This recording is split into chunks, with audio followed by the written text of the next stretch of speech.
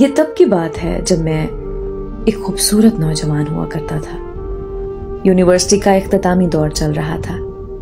वैसे तो लेक्चर्स वगैरह उन दिनों नहीं हो रहे थे, लेकिन फिर भी सभी दोस्त यूनिवर्सिटी की जिंदगी को जी भर कर जीने की खातिर यूनिवर्सिटी चले जाते थे। सारा दिन क्लास में बैठकर बातें करते रहते। क्लास की लड़कियां भी उन आखिरी दिनों में हम लड़कों से थोड़ा ज्यादा ही फ्री हो गई थी। शायद वो भी हमारी तरह क्लास के हर फर्द को मिस करने वाली थी। मैं पहाड़ की चोटी पे वाक़या एक कबीले का वाहिद यूनिवर्सिटी पढ़ने वाला लड़का था। इस वजह से मुझे कबीले में एक खास इज्जत का मकाम हासिल था। हॉस्टल लाइफ को मैंने बहुत अच्छी तरह गुजारा था। गुजारा नहीं बल्कि जिया था। रात को फेलोज के साथ बैठकर तरह तरह की ऊट पटांग हरकतें करना, ताश की बाजी लगाना, एक दूसरे का बिस्तर इधर उधर फेंकना, रात को सोते वक्त किसी पर पानी फेंक कर उसको नींद से जगा देना और फिर सारी रात उसकी गालियां सुनना, वगैरह वगैरह। बहुत प्यारा वक्त था वो। काश वो वक्त कभी खत्म ही ना होता। एक दिन यूनिवर्सिटी के कॉरिडोर से गुजरते वक्त मैं किसी निस्वानी पुकार के बायस चलते चलते रुक गया। मुझे मेरा नाम लेकर पुकारा गया था। मैंने रुककर पीछे मुड़कर देखा तो मेरी क्लास फेलो आबिश सिकंदर मेरे रूबरू खड़ी थी। ये वही लड़की थी जिससे यूनिवर्सिटी के पहले ही दिन मेरी तकरार हुई थी। फिर ये सिलसिला चलता ही रहा। छोटी सी बात पे हम दोनों मुर्गियों की तरह एक दूसरे से लड़ने लग जाते। वो एक अमीर घर की खूबसूरत और लड़ाकू तैयारा लड़की थी। क्लास की लड़कियों के अलावा वो सिर्फ मुझसे ही बात करती थी। बात नहीं, दरअसल लड़ती थी। एनुअल डिनर के मौके पर न जाने कैसे हम दोनों ने एक दूसरे से माफी मांगकर पिछले लड़ाई झगड़े सारे खत्म कर दिए। उस दिन के बाद हम दोनों की दोस्ती क्लास में मशहूर हो गई। यूनिवर्सिटी का हर फर्द मुझे आबिश के साथ देखकर ना जाने क्यों सीखपा होता रहता था। शायद इसलिए कि मैं एक देहाती सा सादा सा लड़का था जिसके हाथ में लंगूर की जगह अंगूर आ गए थे। दोस्ती होने के बाद मैंने जाना कि वो बहुत नरम दिल की और मोहब्बत करने वाली लड़की थी। जब कभी वो यूनिवर्सिटी से गैर हाजिर होती तो अपनी गैर हाजिरी के बारे में सिर्फ मुझे ही बताती। यह अलग बात थी कि मैं उसको बताए बगैर उसकी छुट्टी की दरख्वास्त लिखकर जमा करवा देता था। ये बात मैंने उसे कभी नहीं बताई थी। कॉरिडोर से गुजरते वक्त जब उसने मुझे पुकारा तो मैं रुक गया। वो मेरे सामने आई और बोली, कहाँ घूमते फिर रहे हो? वो भी अकेले अकेले। यूनिवर्सिटी का आखिरी हफ्ता है, कम से कम ये वक्त तो तुम मेरे साथ गुजारो। उसने प्यार से दोस्ताना शिकायत की थी। मैंने उस लड़की को देखा जिससे कभी मेरा 70 का आंकड़ा था, लेकिन अब वो मेरी सबसे अच्छी दोस्त थी। 4 साल तो तुम्हारे साथ ही गुजारे हैं मैंने, वो क्या कम थे जो इस आखिरी हफ्ते का रोना रोने बैठ गई हो? मैंने अजीब से अंदाज में कहा था। ओए, बकवास बंद कर अपनी। मैंने कहा ना कि तुम मेरे साथ ही अपना वक्त गुजारोगे, तो मतलब गुजारोगे। वो कभी कभी मुझे लेकर थोड़ी जज्बाती हो जाती थी। उस दिन भी वो जज्बाती हो गई थी। अच्छा ठीक है मेरी माँ, तुम चलो, मैं सर से मिलकर 2 मिनट में आया। वो गुस्से से मुझे देखकर पांव पटक कर वहां से चली गई। सर से मिलकर मैं उसे ढूंढने लगा। वो कहीं भी नजर नहीं आ रही थी। मैं जानता था कि जब वो मुझसे गुस्सा होती थी तो कहां जाकर बैठती थी। मैं वहीं चला गया। वो वहीं थी, अकेली, गुमसुम, पत्थर के सिल पे बैठी, साथ लगे शहतूत के दरख्त से सर को टिकाए घास पे गिरे खुश्क पत्तों को देख रही थी। मैं उसके साथ जाकर बैठ गया। उसने एक नजर मेरी तरफ देखा और फिर सामने देखने लगी। नाराज हो? मैंने सवाल किया। खामोशी। मैंने उसको खामोश देखकर फिर वही सवाल किया। उसका जवाब फिर खामोशी था। कुछ तो बोलो, यूं चुप मत बैठो। मैंने प्यार से उसको मनाने की खातिर इल्तजा की। वो फिर भी खामोश बैठी रही। जाने खुश्क पत्तों में क्या ढूंढ रही थी। बहुत उजड़ी उजड़ी सी लग रही थी। पहली दफा उसको देखकर मैंने महसूस किया कि वो अंदर से बहुत दुखी थी। मैंने वजह पूछी, मगर उसका जवाब वही खामोशी ही मिला। मैं बेजार होकर उठकर जाने लगा तो अचानक उसने मेरा हाथ पकड़ लिया। मैंने मुड़कर उसे हैरत से देखा। 4 सालों में पहली बार उसने मुझे छुआ था। पहली बार उसने मुझको छुआ और मुझे मेरी ही नजरों में मोतबर कर दिया। कहाँ जा रहे हो? उसने मेरी तरफ देखकर सवाल किया। तुम्हें मेरा साथ पसंद ही नहीं आ रहा था, इसलिए यहां से उठकर जा रहा था। किसने तुम्हें यहां से जाने की इजाजत दी? वो संजीदगी से मुझ पर अपना हक जताते हुए सवाल कर रही थी। वक्त ने, मैंने भी संजीदगी से जवाब दिया। वक्त कौन होता है हम दोनों का फैसला करने वाला? वो एकदम से तैश में आ गई।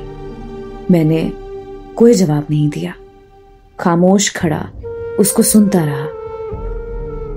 फिर उसने एक लंबी सी ठंडी सांस छोड़ी और बोली, चलो आज मुझे कहीं घुमाने ले चलो। घुमाने?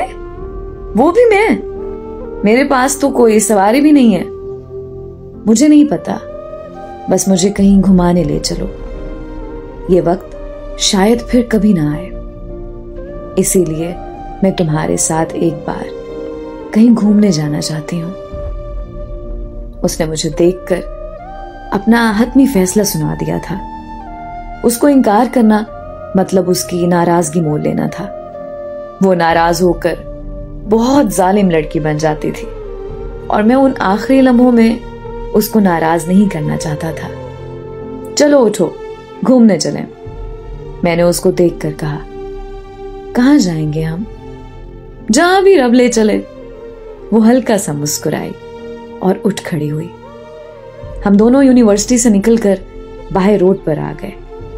उस दौर में मुझ जैसे गरीबों के लिए सिर्फ तांगे की सवारी हुआ करती थी।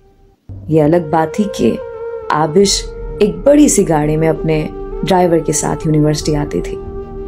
तांगे की सवारी उसकी शान के खिलाफ थी और मेरी औकात के मुताबिक थी। मैंने उससे पहले ही कह दिया था कि मैं तुम्हें कार में बिठाना अफोर्ड नहीं कर सकता, इसीलिए इस तांगे पर ही तुमको सब्र करना होगा और खुशी खुशी बैठना होगा। वो मुस्कुरा दी। मैं जानता था कि वो मेरे साथ पैदल भी सफर करने के लिए राजी थी। तांगे पर बैठकर हम जाड़े के मौसम में हल्की धूप में शहर के बाजार में आ गए। मैं उसे चाचे गामे की ठेरी पर ले गया। चाचा गामा खोए वाली कुल्फियां फरोख्त करता था। मैंने वहां से 2 खोए वाली कुल्फियां खरीदी और एक आबिश को दे दी और एक खुद खाने लगा। 4 आने से 2 कुल्फियां खरीदना उस वक्त बहुत अयाशी तस्वुर किया जाता था। उसने पहले कभी ऐसी चीज नहीं खाई थी। कुल्फी खाते वक्त कुल्फी से बहता खोया उसके होंठों से नीचे टपक रहा था। खोए के कुछ कतरे उसकी नाक पर भी लगे हुए थे। उसे देखकर मैं मुस्कुराने लगा। वो समझ गई कि मैं किस वजह से हंस रहा था। अगले ही पल उसने अपनी कुल्फी मेरी नाक और मुंह पर मल दी और मेरे हाथों से मेरी कुल्फी छीन कर खाने लगी। उसके चेहरे पर उस वक्त जो मुस्कान थी वो काबिले दीद थी। उस वक्त एक ही पल में वो मुझे बहुत ही प्यारी लग रही थी। दिल चाह रहा था कि वो ऐसे ही सारी जिंदगी खड़ी रहे मेरे सामने और मैं उसे यूं ही मुस्कुराते हुए देखता रहूं।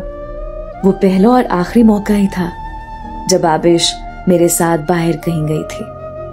हमारे लिए वो चंद लम्हे सैरो सियाहत की तरह ही थे।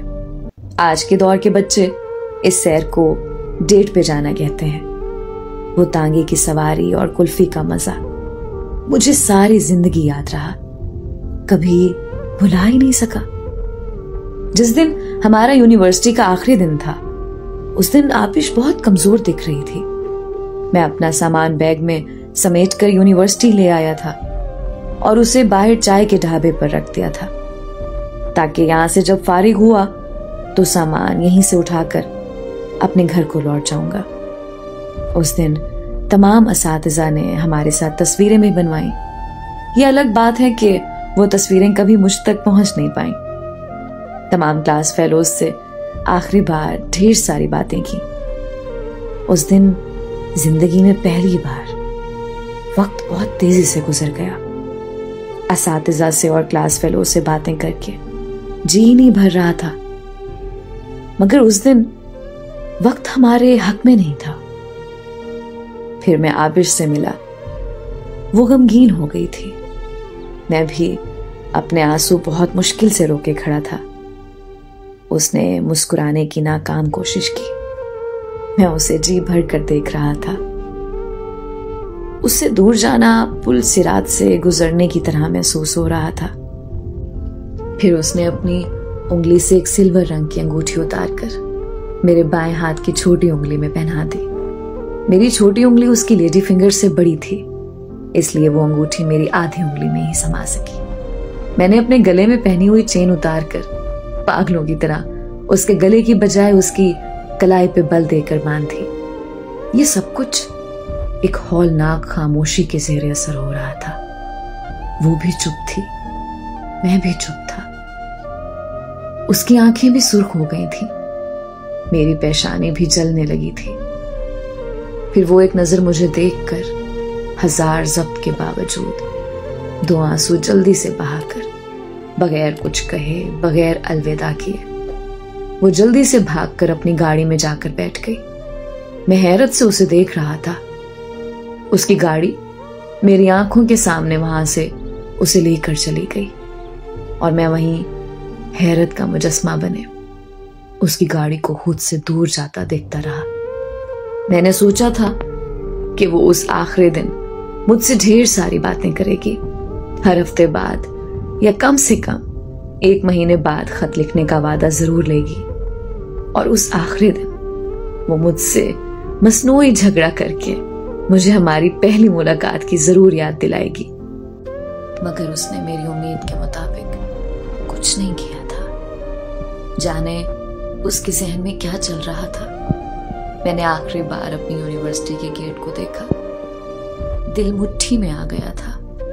फिर बेख्तियारी के आलम में 2 आंसू बहाते हुए मैंने यूनिवर्सिटी को अलविदा कहा और अपना सामान उठाकर टांगे पे रखा और अपने घर की राह ली।